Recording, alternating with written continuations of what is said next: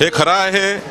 संजय गायकवाडांच्या म्हणण्याबद्दल मी काही त्यांचं समर्थन करणार नाही, पण पंडित जवाहरलाल नेहरूंनी असं म्हटलं होतं, म्हणजे बाबासाहेब आंबेडकरांनी जेव्हा संविधान दिलं आणि आरक्षण लागू केलं तेव्हा पंडित जवाहरलाल नेहरू असे म्हटले होते की आरक्षण हे विकासाला बाधा आहे.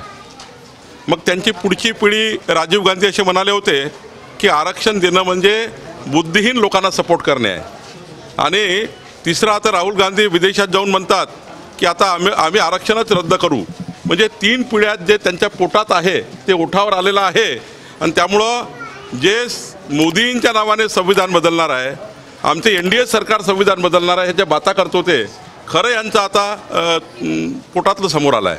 आणि त्यामुळं आम्ही ठरवलं आहे जे आरक्षण घेणारे समाज आहेत, मग ते शेड्यूल कास्ट असतील, शेड्यूल ट्राईब असतील, OBC असतील, या सर्व समाजामध्ये जाऊन आम्ही पंडित जवाहरलाल नेहरूंचं, राजीव गांधी यांना तर राहुल गांधी यांनी बोललेलं दाखवणार आहे.